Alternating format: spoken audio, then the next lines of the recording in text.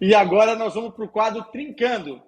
Com Ih, Fred rapaz. Caldeira. Não tem vinheta, que ainda Ah, não tem pensei que tinha orçamento. vinheta. Não tem orçamento ainda para isso. Vai acontecer. Eu não tenho orçamento e nem cara de pau para pedir mais alguma coisa para Carol. Essa é a grande verdade. Põe aí, ó. O Trincando de hoje vai tocar num assunto que fez parte da sua vida Hum, nos últimos tempos, seu Fred Caldeira. E eu tenho curiosidades, além da pergunta do nosso querido, cadê que mandou lá no Instagram? É o lobo, hein? Será que é o leão? A geração, né? Leão Lobo acho que é só da nossa. Leão Lobo acusa a idade. Raiz. No BR, com o tempo, Neymar ainda era considerado o top 3 do mundo.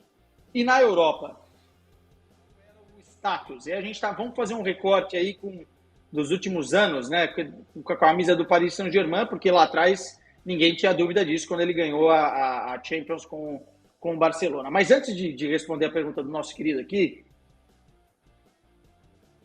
o que aconteceu com você, Fred, nos últimos tempos envolvendo o Neymar, desde aquele programa que a gente falou sobre o tema e você levantou a bola muito bem levantada de que não teria espaço no Manchester City? Primeiro, porque o time estava azeitado. Segundo, porque o pacote Neymar seria muito pesado para se contratar. E isso se provou com a Tríplice Coroa, né? Porque eu te disse isso pessoalmente. Para que um time contrata um jogador? Para ganhar Títulos. para ganhar títulos. Ganhar os três possíveis, a Tríplice Coroa.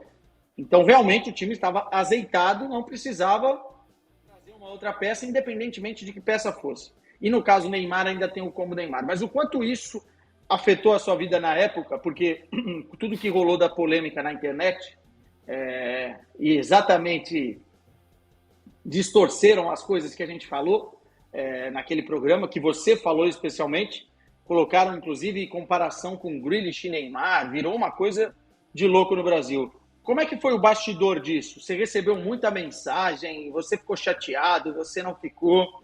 Queria que você desse essa declaração, porque eu acho que você nunca falou sobre isso assim, e seria Uhum. legal para a galera saber os bastidores. Cara, assim, eu, a princípio, quando o Fui Clear, né, que foi o grande centralizador, talvez, né, dessa distorção do que eu falei, e ele tem uma audiência considerável, e aí, claro que isso se espalha. Quando ele distorceu pela primeira vez, eu fiquei puto. Fiquei, porra, não tem nada do que eu falei de fato nessa versão apresentada por ele, né? Só que depois, com o tempo, primeiro porque eu estava muito certo do que eu disse, né? Não foi uma questão, pô, falei meio errado e queria consertar. Não retiro nada do que eu falei, né? E de fato, depois falei mais sobre isso no mesmo tom. Depois entrou para mim uma sensação de tipo, cara, faz parte do personagem do cara, sacou? Então, apesar dele ter faltado com respeito comigo em dois momentos, né, no vídeo inicial e depois numa participação dele no podcast, que eu acho que foi o próprio Flow, apesar de eu ter achado que ele passa da linha, mas faz parte do personagem dele, que é isso, né, a agressividade para gerar like. Sei lá, ele fez o dele, né? Ele fez o dele como um cara que defende o Neymar a todo custo e que agora vai ter que ficar assistindo futebol saudita para tentar defender alguma coisa. Eu não retiro nada do que eu disse, e o que eu disse não é anti-Neymar, né? Assim, cara, uma coisa que eu acho importante a galera entender, e eu sei que você entende, não teria melhor coisa para mim, como repórter, ter o Neymar no Manchester City bem. É a Tipo, o melhor Neymar coisa, bem é a no melhor Manchester coisa. City é a melhor coisa do mundo pro meu trabalho, sacou? É muito melhor do que o Haaland, muito melhor do que o De Bruyne, porque eu sou um repórter brasileiro vivendo em Manchester e cobrindo o Manchester City enquanto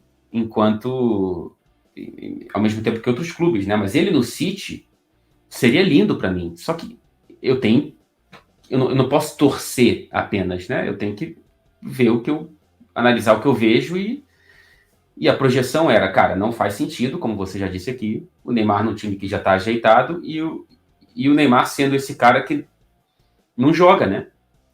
Não é sobre o que o Neymar entrega quando joga. Sobre a qualidade, né? Não é qualidade. É claro que, futebol por futebol, eu nunca vou falar que o Gundogan tem mais futebol do que o Neymar.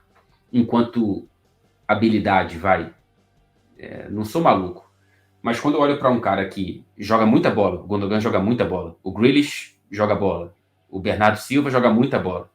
Quando eu olho para esses caras entregando 50, 55 jogos, e o Neymar entregando uma média de 28, 29, nas 6 temporadas do PSG, é uma conta que não sou eu que faço, sacou?